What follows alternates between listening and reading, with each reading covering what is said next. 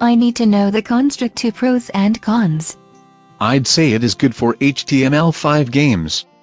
For other platforms, it is not as good. But at least it runs on lots of platforms. Construct 2 is easy to use. Construct 2 has a powerful runtime. I've heard the licenses are expensive.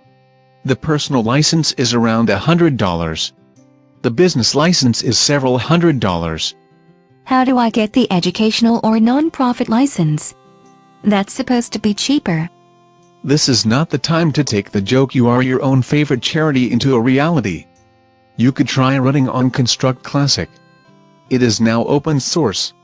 It is also essentially unsupported. And it only exports to PC executables. That's a deal killer in a world moving to smartphone apps. I've heard Construct 2 is expensive. And if I have no money, spending even $100 on a game engine is a lot. There's a free version. Construct 2 has fewer features in the free version of the application though. They make you pay to level up, but that's standard in gaming now. It limits how many special effects, layers and events you can have in the game. If you're getting it free, any of that is good. It limits some of the things like event search, object families and project subfolders, to those who pay for the personal or business license. The business license is a lot more expensive, and you have to buy it if you sell more than I think $5,000 in games. That's pretty standard too.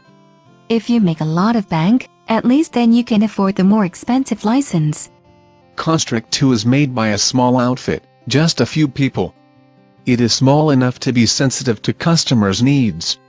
But they do not have a full tech support group, or a lot of assistance beyond someone scanning and posting advice to the forums. And that's true of the free version? If you use the free version of Construct 2, I do not think you can even publish it commercially. You have to pay for at least the personal license to do that. Whereas other game engines let you publish for free for a chunk of the royalties, and there's splash screen or ads in your game. Let's leave money and money-making potential aside.